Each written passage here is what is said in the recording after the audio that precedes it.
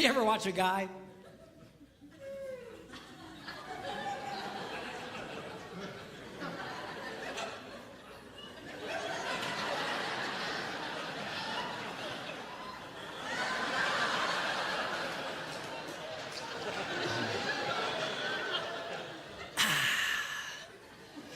Still got it.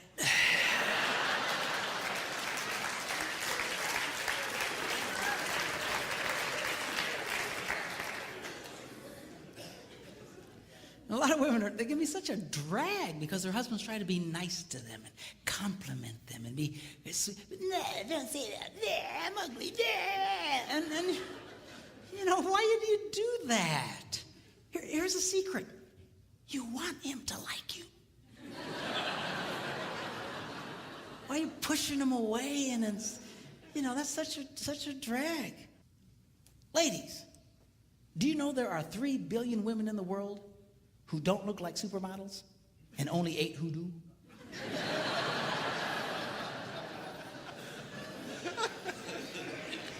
Are you seeing a pattern there? Do you know Marilyn Monroe wore a size 14?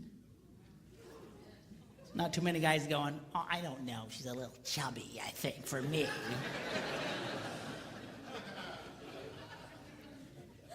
Did you know if Barbie were a real woman, she'd have to walk on all fours?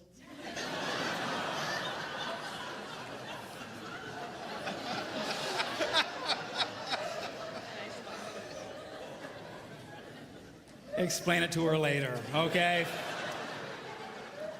I don't understand. Okay.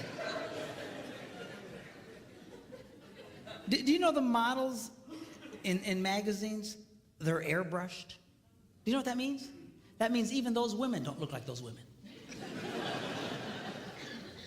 You're constantly staring at these pictures, comparing yourselves to these perfect women.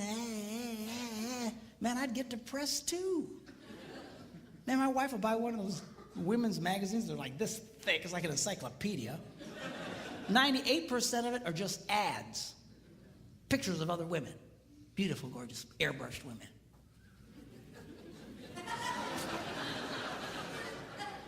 Good night. Do you know 1 out of every 4 college-age white girls has an eating disorder? Can I be politically incorrect here? You know who really has a problem in this area? You white women. It's a documented fact. Women of color generally don't have this problem. You ever see Hispanic women? They walk around like they own the world.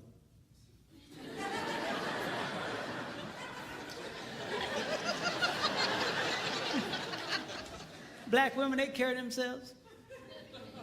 What are you looking at?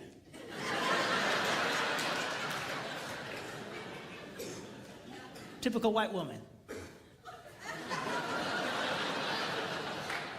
I mean, come on. I was watching this movie with Steve Martin and Queen Latifah. You seen this movie? She's like the hot babe in this movie. She's a healthy girl, Jack.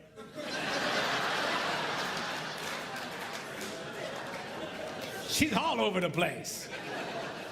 But you know what? She came across as very sexy in that movie. You know why? Girls, men are not looking for perfect women. You know what's attractive to a man? A confident woman. When women carry themselves in a confident way like that, it's very attractive to a man. And you just be who you are. Just carry yourself with confidence. So you're not perfect. So what? Nobody's perfect. Even the perfect women aren't perfect. Now tomorrow, I'm going to be sharing with you when we do our little talk about sex.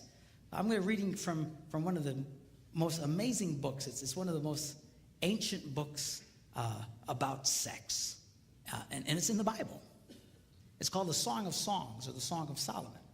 And it's a very sexual book. A lot of people miss it because they're very poetic. They talk about pomegranates in bloom and secret gardens. And people go, man, people sure are into gardening. What's the deal here? You know, just... No, it's not gardening, okay? It's about sex. We're going to look at that tomorrow. But tonight, I want to just take a quick look at halfway through this book, he describes this woman that he's absolutely crazy about. I want you to see his description of her. He says this. He says, how beautiful your sandaled feet, O prince's daughter. So apparently she had great feet. Your graceful legs are like jewels, the work of a craftsman's hand. So she had great feet, great legs. Your navel is a rounded goblet. So she's got great feet, great legs, but she's got an outie.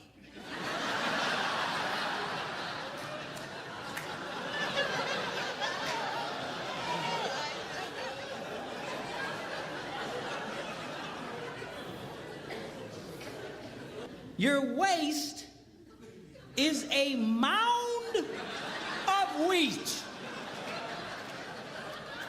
So she's got great feet, great legs, outie, and a potbelly thing happening.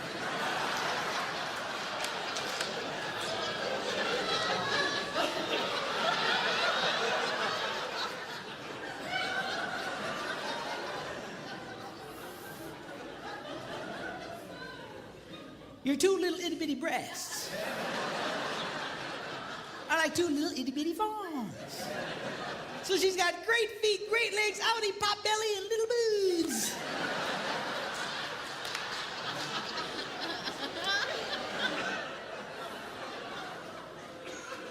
Your neck is like an ivory tower.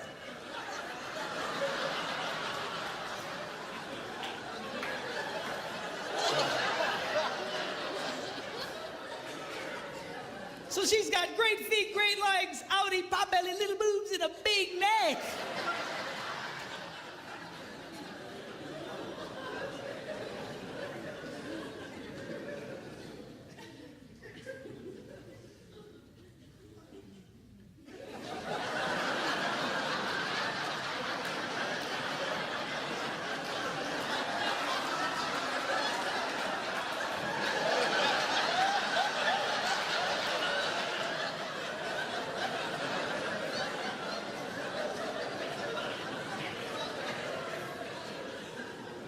Your nose is like the Tower of Lebanon. In fact, I think they can see it from Lebanon. So she's got great feet, great legs, outie, pot belly, little boobs, big neck, and a huge snaz.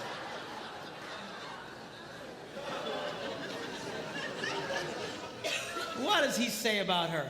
He goes, oh, how beautiful you are. And how pleasing, oh love, with your delights.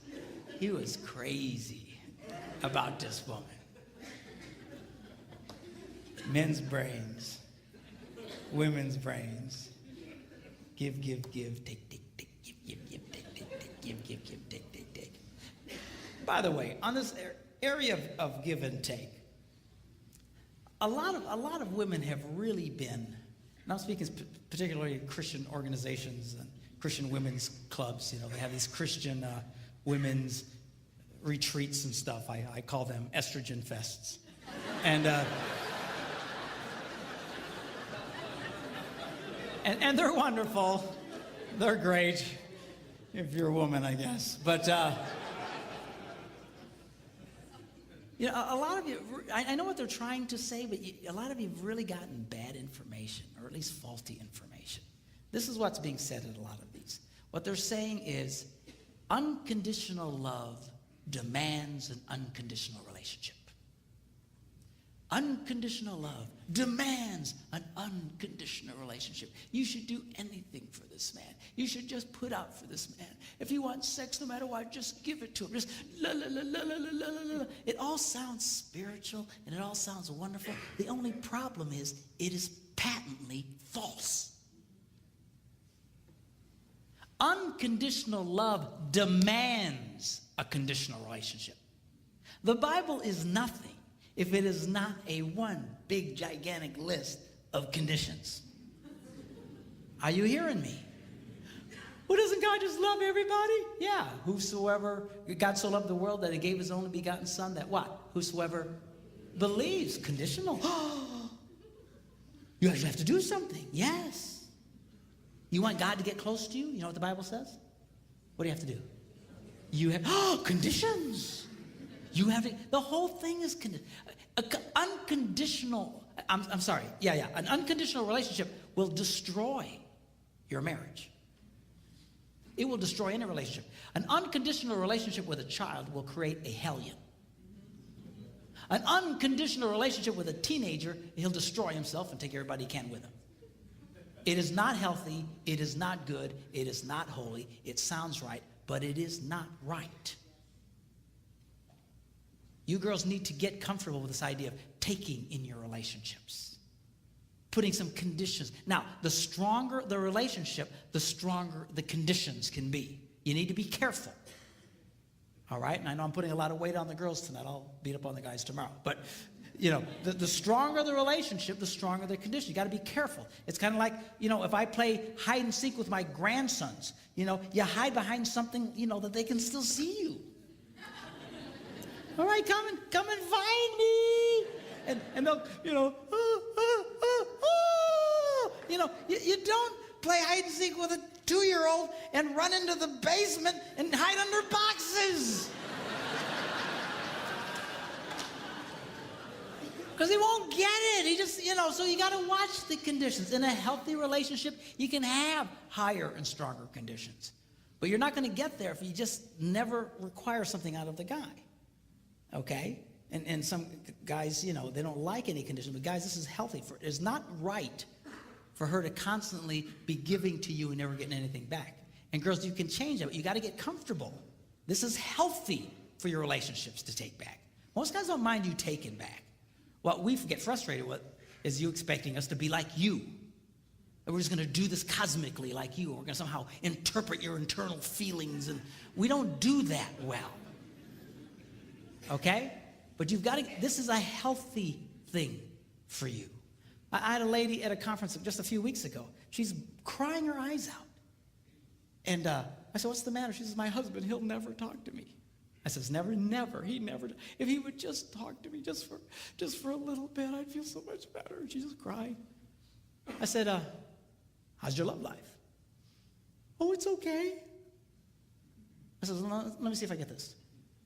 A man who never talks to you, when he wants sex, you just give it to him. Yeah.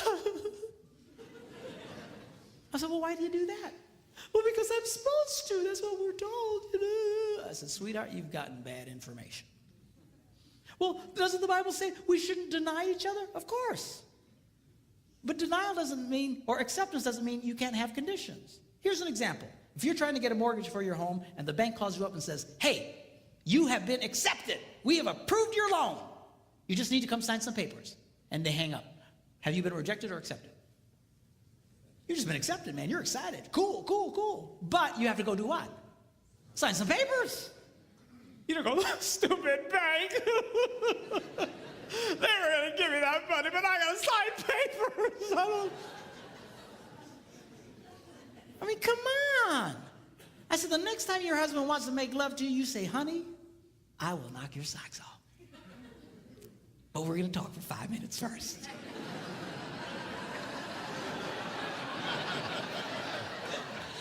That's fine. That's healthy. You can do that? Yeah, you can do that. And most guys don't mind. You know, again, get us in that position. Start taking back from us. But again, you got to be careful. You got to be careful. If your relationship's real weak, you can't be demanding real heavy things. The heavier, the stronger the relationship, the tougher you can be. Here's an example. My wife, we have a very good relationship. All summer long, she's been telling me to kill the spiders in the house and in the garage and the outside around the house. We live near water, and spiders love water, and there's spiders everywhere. And I went and bought the poison and stuff to kill them, but I didn't feel like doing it. So